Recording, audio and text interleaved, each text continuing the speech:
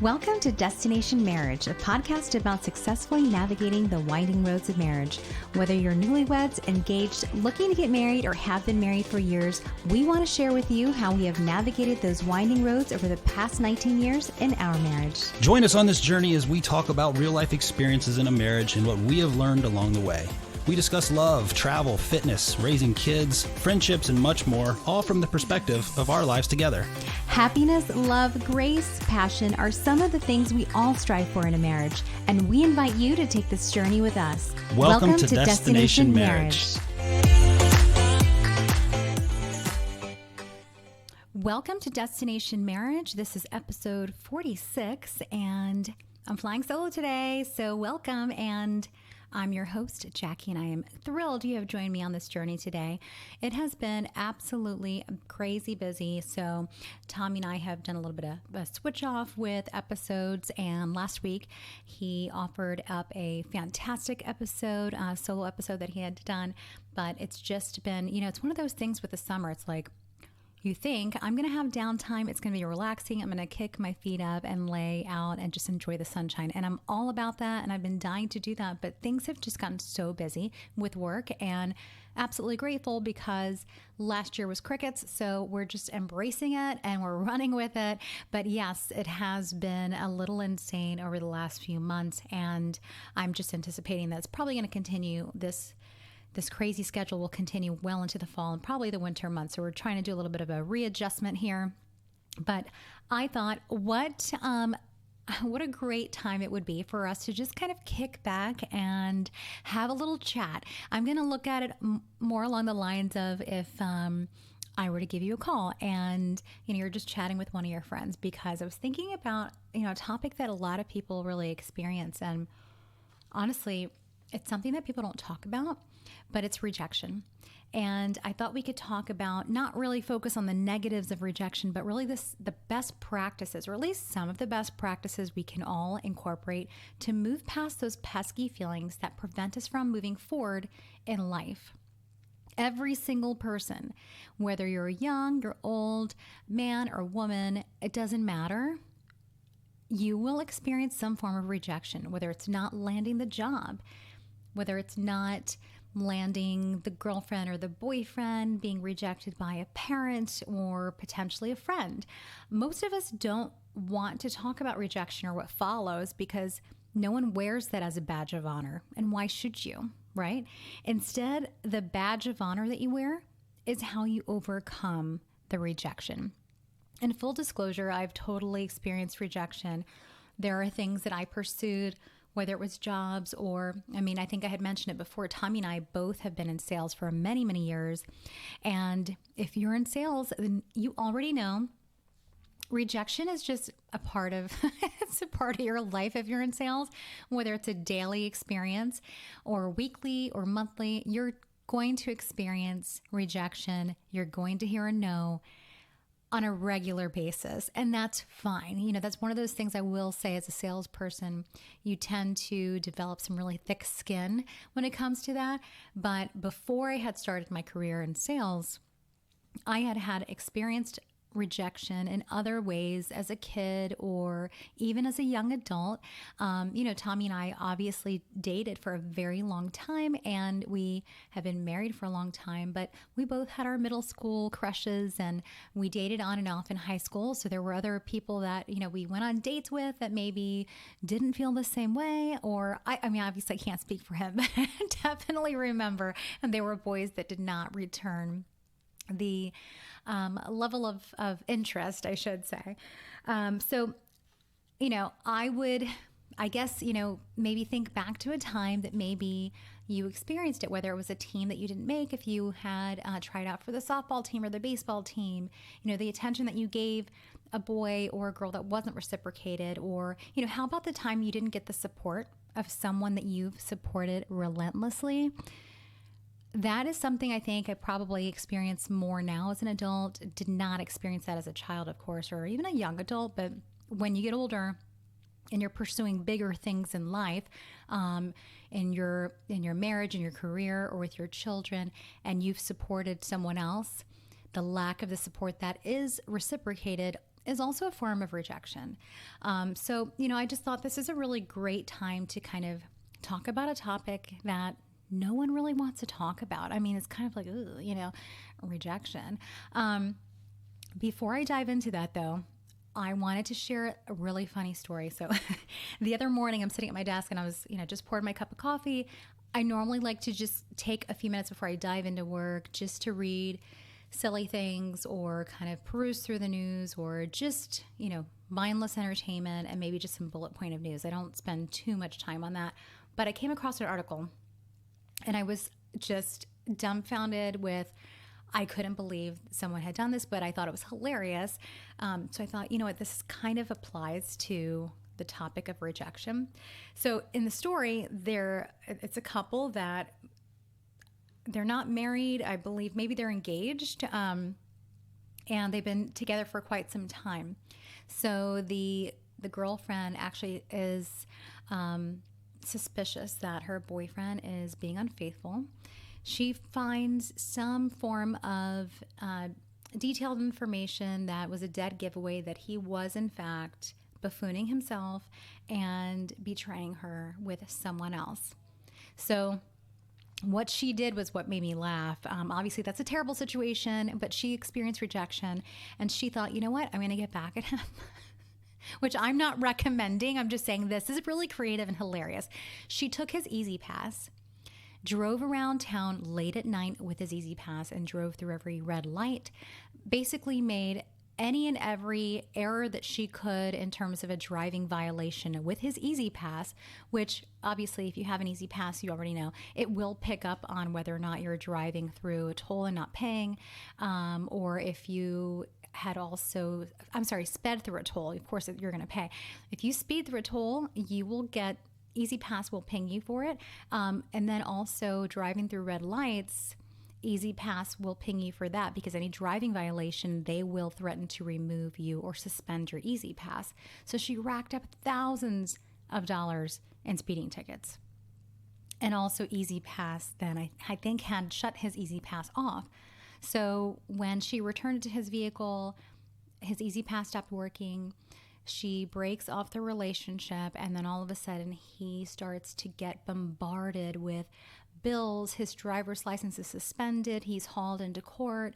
They had to then, and they found out it was her because a lot of those stoplights that she drove through had cameras, so it took a picture. But still, I thought of all the things that someone could do, that's kind of creative and it's hilarious. I mean, that's just a comical way, I feel like, of her mass exit of, I'm out of here. You shouldn't have done that to me. That's not a way to handle rejection. So let's go into the top 5 ways to overcome rejection.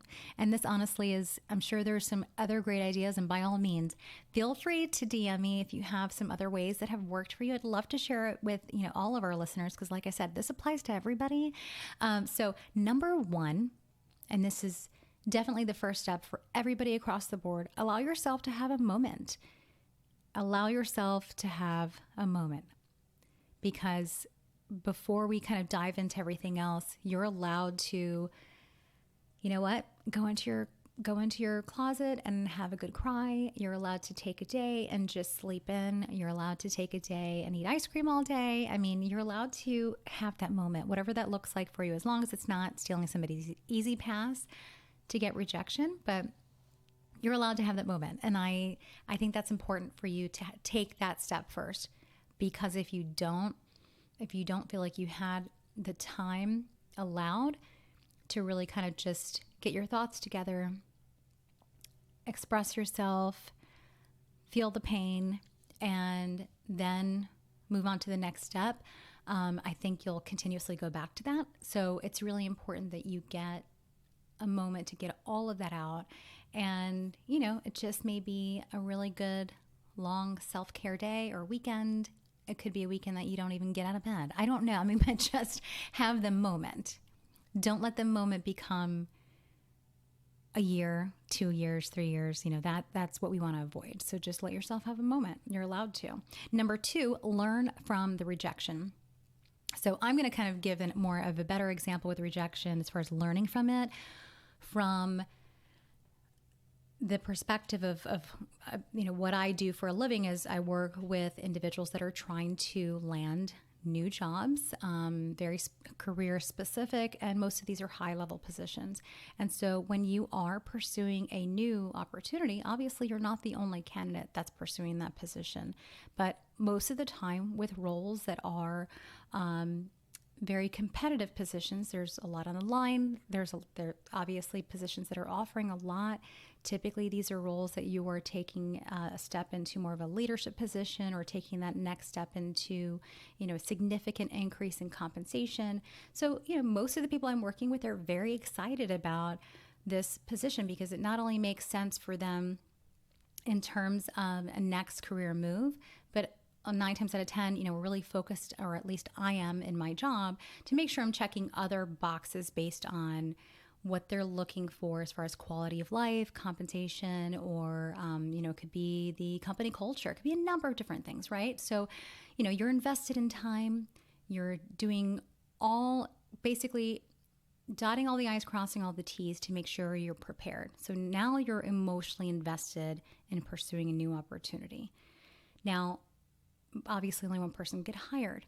A lot of people, unfortunately, if they don't land the job, it can discourage them from wanting to pursue something else, especially if they spend a lot of time, a lot of effort, and, 9 times out of 10, this is also going to potentially take away from maybe some other things that they're doing in life because they now have to study and prepare for this new opportunity they're pursuing. So it can obviously feel more of an emotional rejection, even though it's a job. It's very, very cut and dry, but it stings a little bit, right? So I like to use that as an example because I think kind of across the board, most people experience that at some point.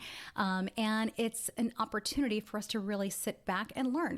You're going to learn from maybe the mistakes that you made in the interview. Maybe there were questions you didn't ask. Maybe it had to do with how you presented, your energy that day.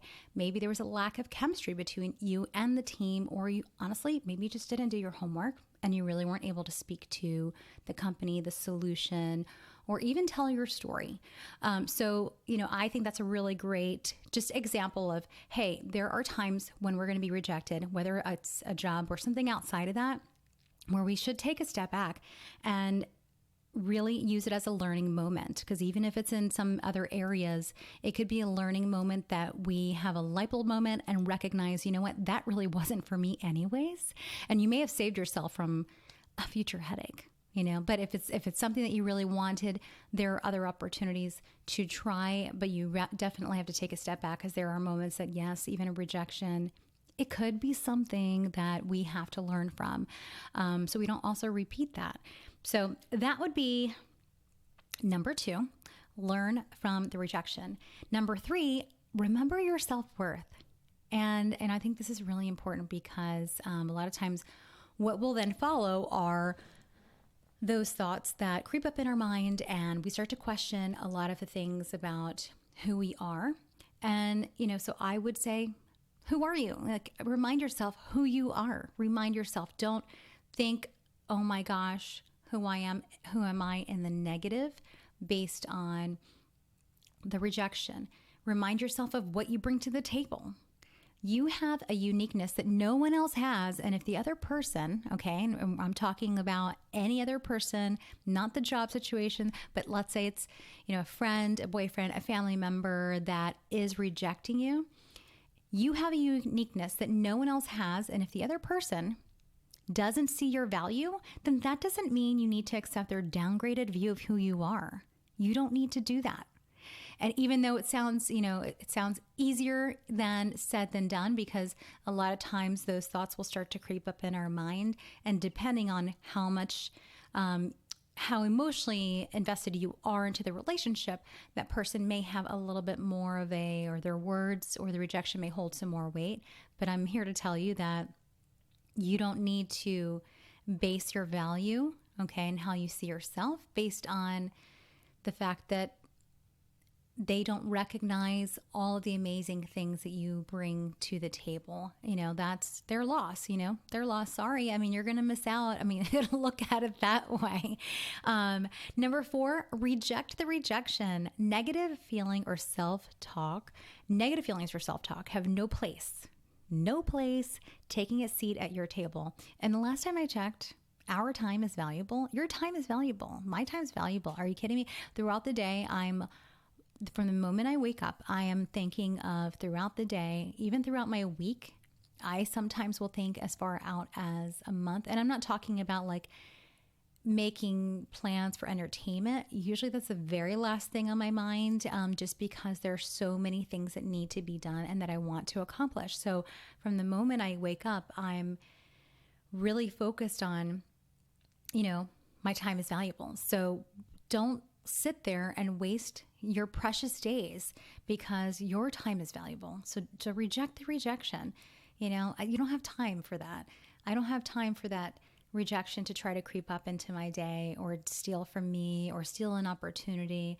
It's, obviously these are things that we need to be more, you have to be intentional about.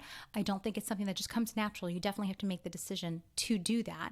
But, at the end of the day, if you allow those thoughts or feelings to really take over, you're allowing the rejector to win. Do you want to win or do you want to lose, in terms of your own mental, emotional game of someone who has already probably left the building, but they're still having that power? Think of it as a game board, Think of it as a game board. I know that may sound a little silly, but if you kind of think of a game board and it's your game board, and in this week, in this month, in this day of how you're looking at your day or the things you want to accomplish, your emotions, your mind, your heart, don't let someone else or someone irrelevant to your future or your purpose move the pieces around on your game board. Even if you're playing a game with somebody else, no one else is moving your pieces around the game board. They have their own pieces.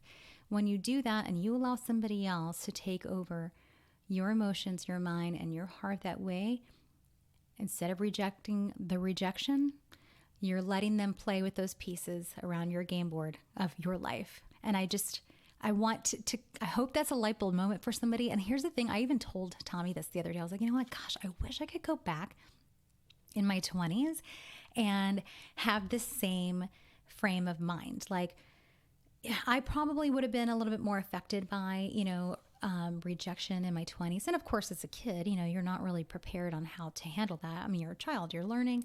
And in your 20s, even though you're more carefree and there are things that you probably don't think about, rejection, I think, is definitely something that you're not really prepared for and can affect you and have definitely a heavier impact on your life. And now I just don't care. I mean, I know that sounds terrible, but I just kind of like, oh, all right. I mean, obviously in my job, I've been doing that for many years. So I've heard no so many times. It literally doesn't, I don't even flinch. It does not affect me.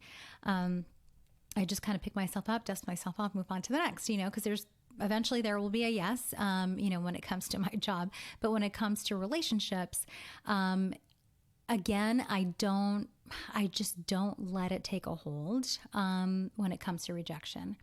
I feel like, you know what, then I'm moving on to the next. If that were to happen, I'm okay with who I am. I know who I am. And so I want someone to have that light bulb moment. If you're in your early 20s and you're letting someone else take that time away from you, have that moment where you realize, wait a second, that's my time. This is my life. These are, my opportunities, my dreams. I'm not going to let the rejection of the rejector steal from me. So I know that was a little long-winded, but, it's just something that I wish I kind of knew a long time ago. Now I just am like, meh, Number 4, that was number 4. And number 5, surround yourself with those that see value in you and make moves towards your next step in life.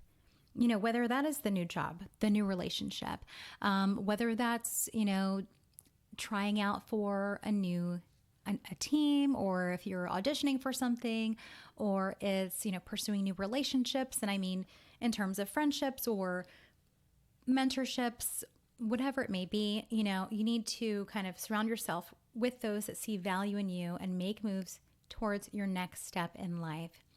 Don't allow it to hold you back and remain stagnant. And you need to be around those who support you and they support your positive next moves. I mean, obviously, if I had been friends with the person that had stole the easy pass, and she had thrown that idea out, I probably would have laughed. Obviously girlfriends, we laugh at those things. But then I would have told her it's probably not a good idea. Let's put the easy pass down.